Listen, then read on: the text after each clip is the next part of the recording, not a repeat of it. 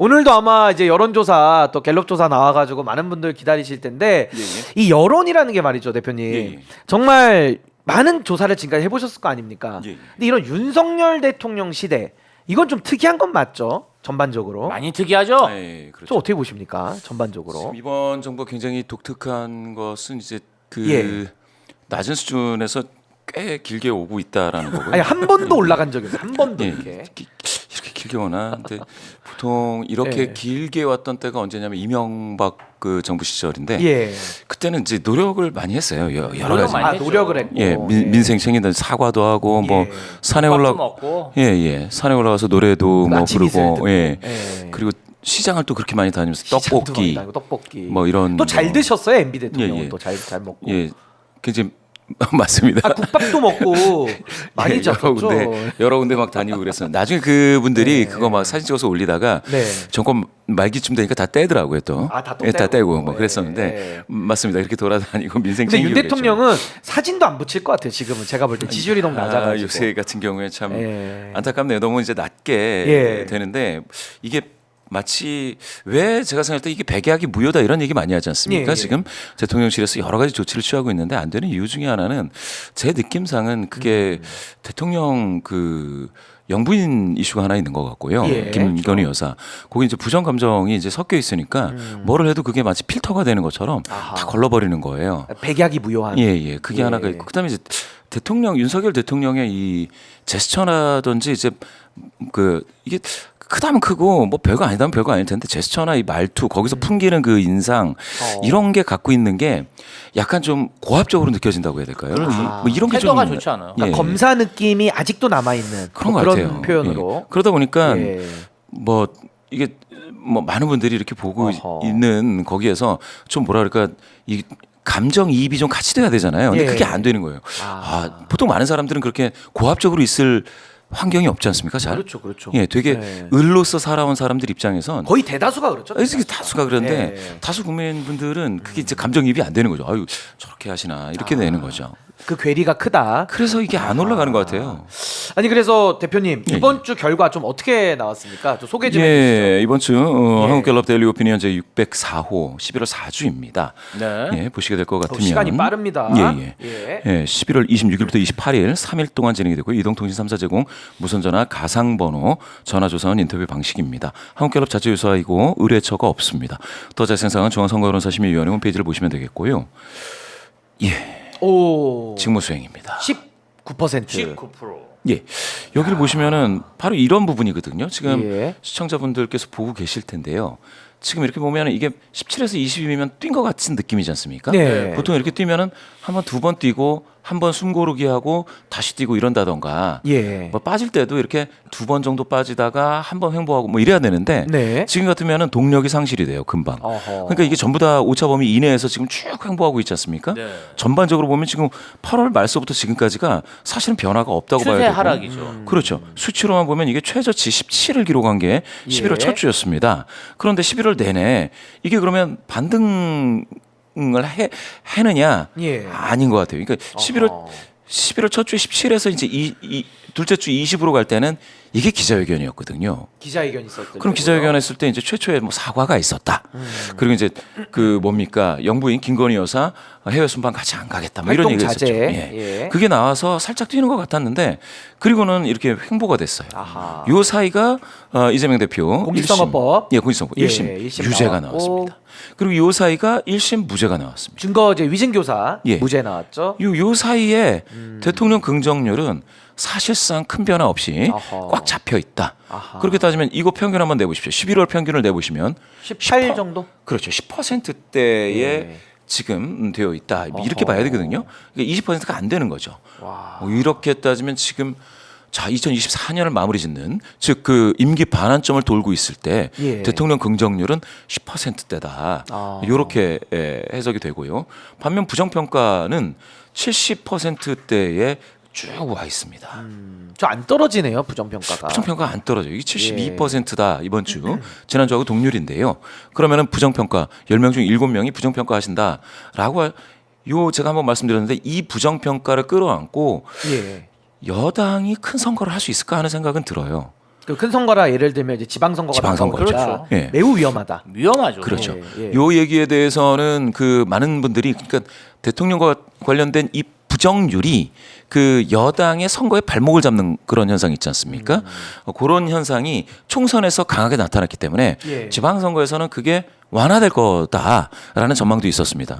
그런데 이게 지금 총선 대비해서 계속해서 더 하락하는 추세이고요. 이게 계속 지방선거까지 가게 된다면 이거는 아마 여당으로서는 이거를 끌어안고 달리기를 할 수는 없죠. 아니 근데 아직 하나 더 네. 남은 게 당내 분란이라든지 맞습니다. 아니면 김건희 여사 이슈가 아직도 해결이 안 된 상태에서 그렇죠. 10%대라고 한다면은 예.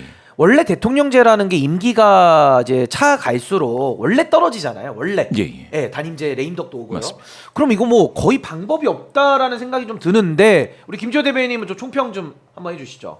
일단은 윤석열 정부 자체가 자신감을 많이 잃었다 이렇게 보셔야 돼요. 사실은 그 정권 초기에 이태원 참사가 있었잖아요. 그때 매우 당황했고요. 그리고 나서 바이든 날리면 이 사태 있을 때도 굉장히 당황한 모습을 연출했어요. 그러다 보니까 뭐 그 이후로는 계속 내리막길을 걸으면서 부산 엑스포 실패했죠. 예. 그다음에 새만금 잼버리 대실패했죠.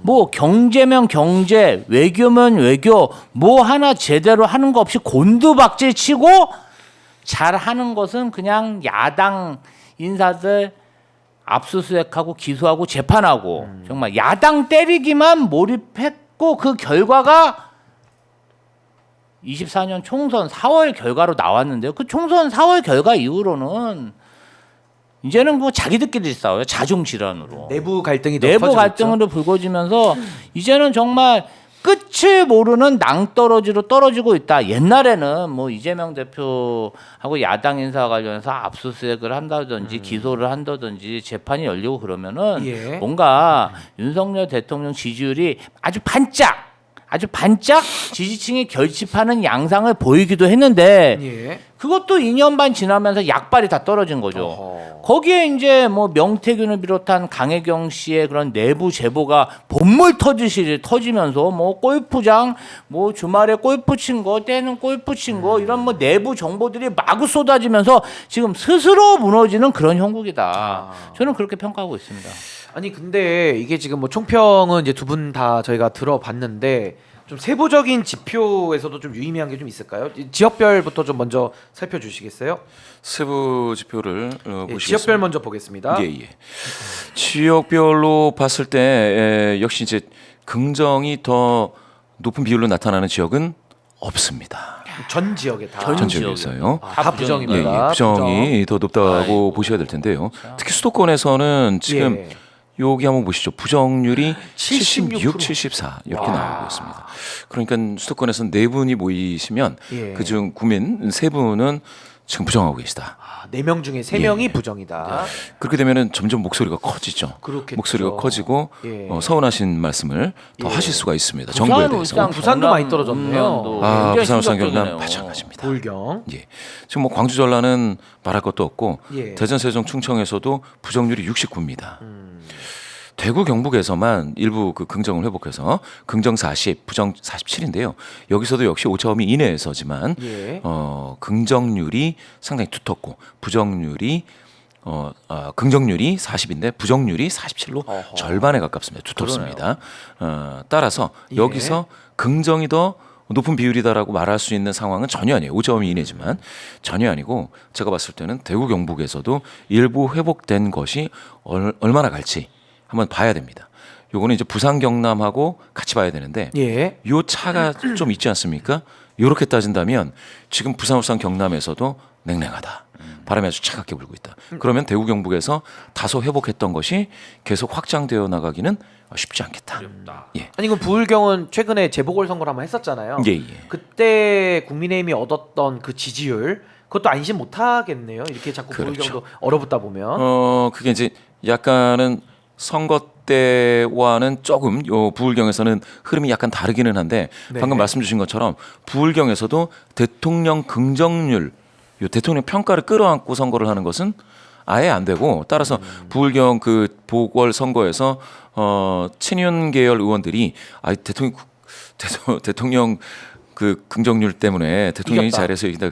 예. 그거는 저로서는 참 동의하기가 쉽지 그렇게 않아요. 말도 안 설명하는데 되는 얘기죠. 아니, 이긴 아유, 거는 그거 대통령 설명하려고. 때문이고 진 거는 한동훈 때문에 졌다고 이제 이렇게 설명을 하시더라고요. 친윤 쪽에서. 그거 관련해서 동의하기가 쉽지가 그건 않습니다. 숫자로는 숫자로는 동의가 숫자가 되시고. 이렇게 나오다 예, 우리는 보니까 객관적으로 보니까요. 네. 그럼 혹시 세대별로 숫자로 보는 거죠. 세대별도 한번 좀 세대별로도 한번 보겠습니다. 이렇게 예. 보시면은 아이고 30대 한 자리 마찬가지로 야. 긍정 평가가 더 높은 비율로 나타나는 그런 연령대 야. 예. 이게 없네요. 10세 구간인데 없습니다. 없고요. 아. 지금 보시면은 30대에서 충격적이네요. 30대.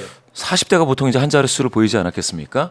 그런데 지금 30대에서 제가 8%. 2, 3, 40대가 세대로 의견을 통합했네요. 예, 이게 야. 참 그렇게 됐습니다. 60대 항상 저는 이제 60대하고 20대를 눈여겨 보는데요. 예. 지금 60대 같은 경우에도 60%가 부정하고 계시고 두 배네요. 두 배. 60대도. 맞습니다. 예. 긍정하시는 분이 33%에 묶여 있습니다. 그렇게 되면 60대에서도 대통령 긍정 부정 평가를 가지고 무엇을 한다고 했을 때 지금 60대 세 분 중에 한 분만 이슈에 긍정하실 수 있는 상황이 됩니다.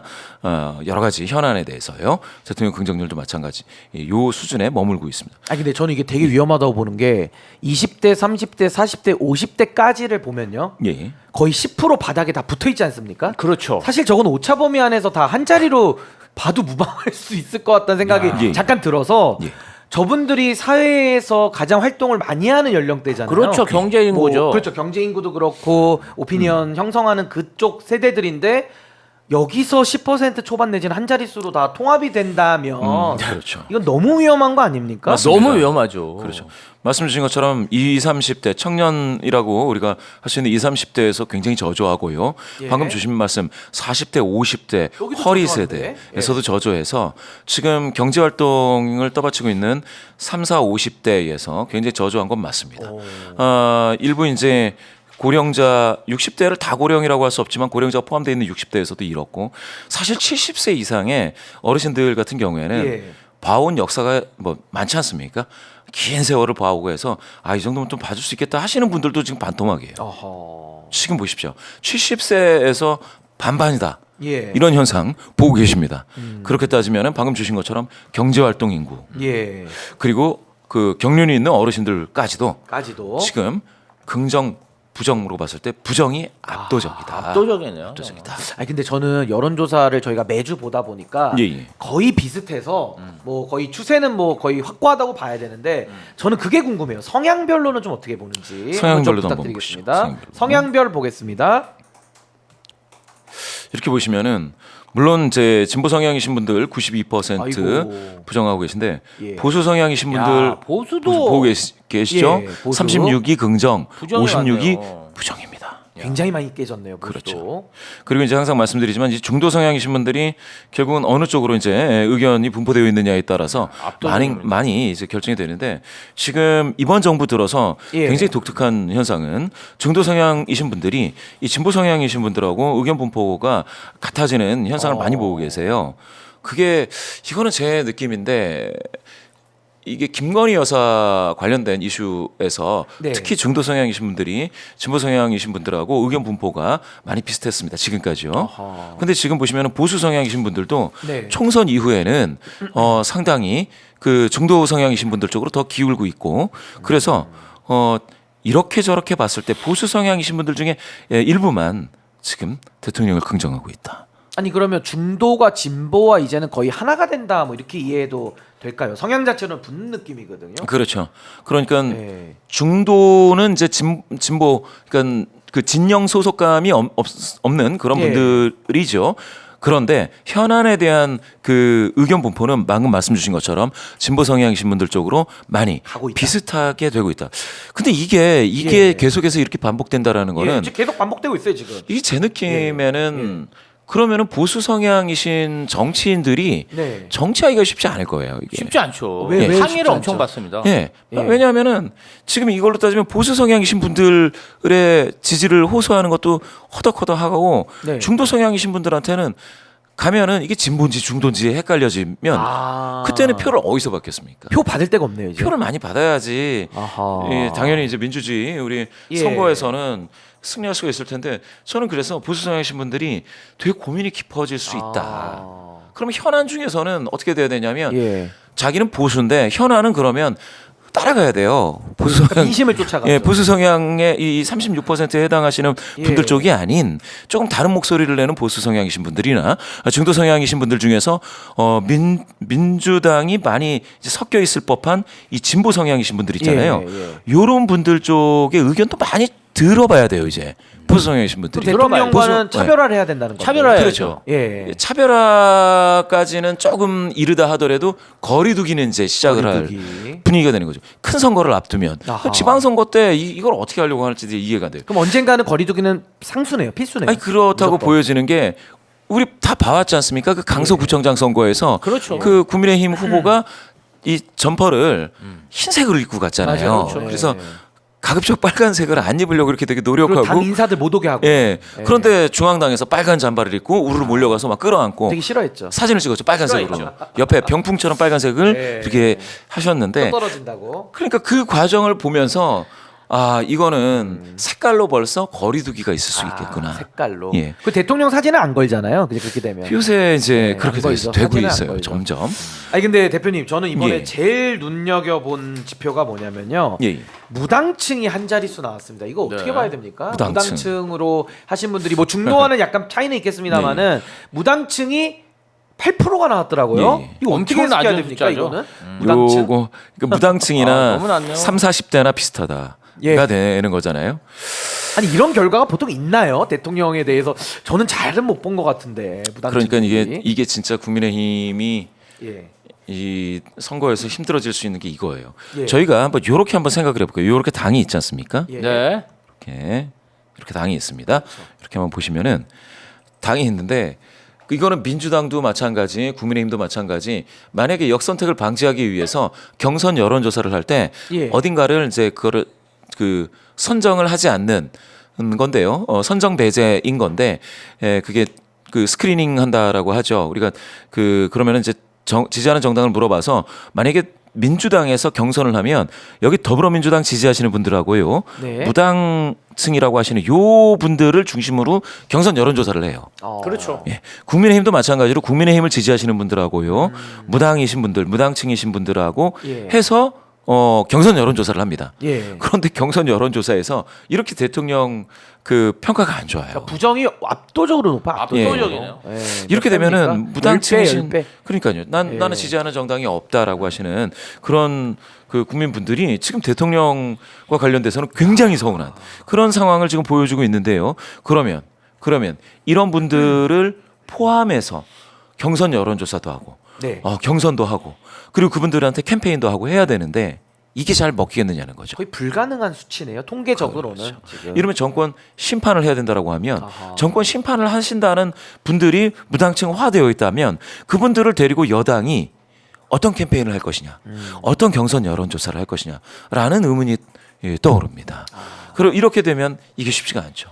여기서 한 가지, 자, 신 변호사님, 네. 국민의힘을 지지하시는 분들 중에 9%가 빠졌습니다. 대통령 긍정률이 이번 주에서. 9%. 국민의힘을 지지하시는. 예. 자, 그럼 국민의힘을 지지하시는 분들이 대통령에 대해서 평가가 안 좋다. 디커플링의 징조죠. 네. 그러면 국민의힘 지지도가 오른다고 해도 대통령 긍정률은 오를 수가 없다. 아. 그러면 국민의힘 내부에서 친윤파와 친한파. 친한파에 만약 갈등이 있다라고 하면 이거는 국민 여론은 어디를 지지하고 어느 쪽으로 지금 더 힘을 모아주고 있는지 볼 수 있는 그런 지표가 될 수가 소위 있다. 말해서 국민의힘 지지자들도 지지하는 이유가 윤석열 대통령 때문에는 마이너스인데 한동훈 대표 때문에 지금 지지한다라고 보는 게 통계적으로는 맞네요. 그럴 수가 통계적으로는. 있겠습니다. 예. 지금 한동훈 대표가 여러 가지로 다른 어떤 움직임을 가져가는 예. 것 같은데요. 눈여겨 봐야 될 지점입니다. 그럼 이제 긍정 부정 사유 좀 한번 살펴보도록 하겠습니다. 긍정 부정 사유를 한번 보시죠.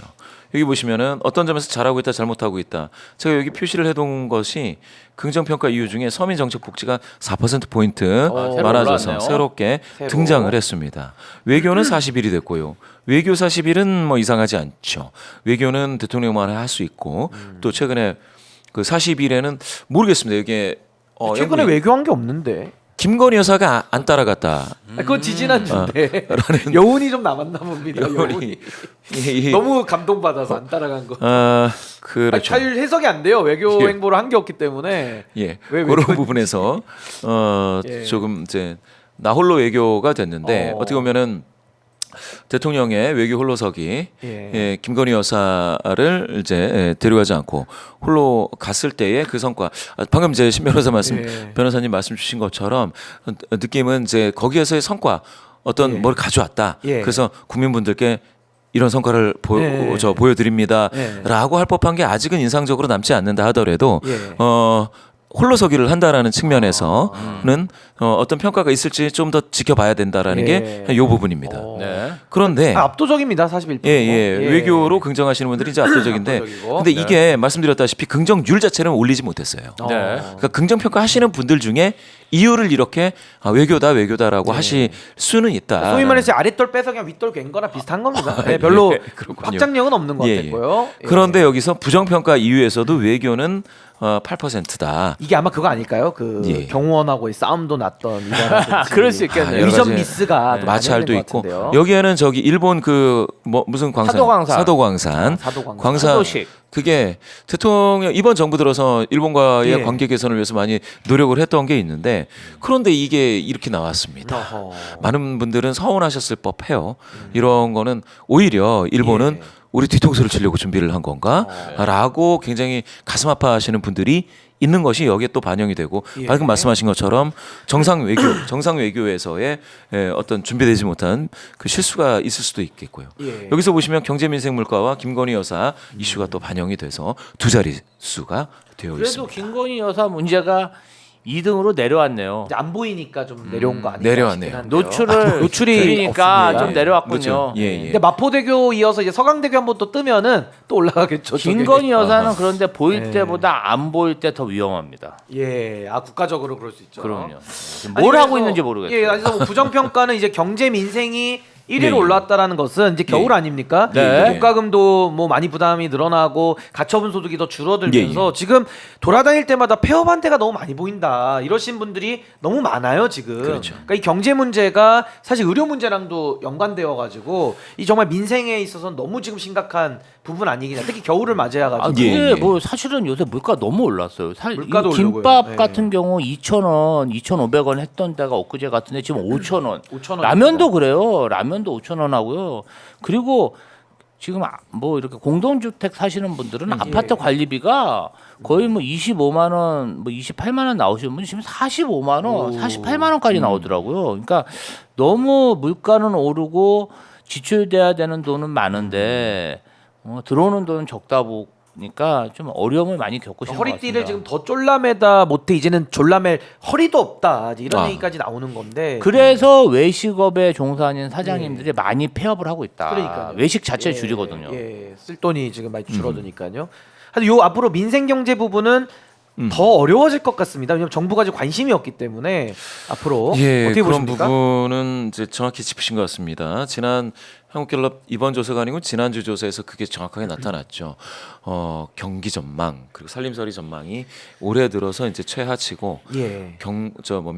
해외에서는 이제 전쟁을 한다고 하지를 않나. 그런데 우리나라는 방금 말씀 주신 것처럼 정부에서 쏟아지는 민생 대책이 좀 있어야 되는데 이게 참 눈에 잘 안 띕니다.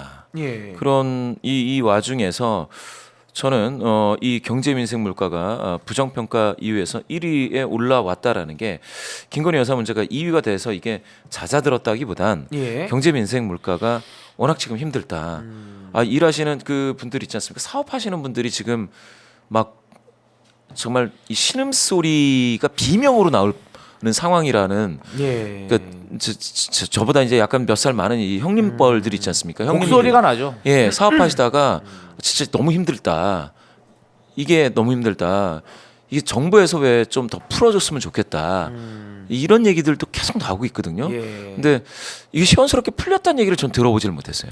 지금 뭐 경제 정책이랄 게 없습니다, 사실은. 아, 참 이런 예. 부분에서는 너무 가슴이 아프고요. 그런 예. 형님들이 예전에 이게 지금 쌀쌀해지면은 이제 뭐 연말 뭡니까 종무식도 하고 시무식도 하면서 뭐 직원들 보너스도 걱정을 한번 해야 되고 더 나갈 돈이 많아집니다. 그렇죠. 예. 그런데 너무 이게 과연 맞는 건지 이 경제가 지금 이게 맞는 건지 연일 야당에서는 이 경제 걱정하는 이야기가 지금 나오고 있지 않겠습니까? 예. 우리 대통령만 신나게 골프 치러 다니고 집에 가서 사우나하고 명품 드레스룸에 수장고에 명품 전시하고 혼자만 재밌게 잘 살고 그러니까요. 있어요. 이제 국민들의 그 분노가 거의 폭발 직전 아닌가라는 생각이 좀 들고요.